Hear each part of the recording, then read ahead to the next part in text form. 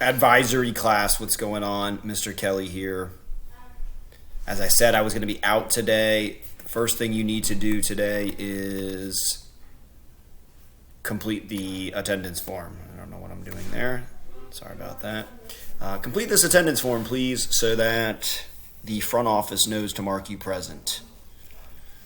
Failing to do so could result in an unverified. Now, the rest of the class today, you need to complete any assignments for third quarter for any of your classes. Remember, today's the last day for third quarter. It's the last day you can turn things in. So take advantage of it, guys. I'm giving you the gift of time right now. Take advantage of it. Get your assignments done. And I'll see you guys after spring break. All right, be safe. Take it easy. And I want to hear all about your break when I get back. All right, take care, guys.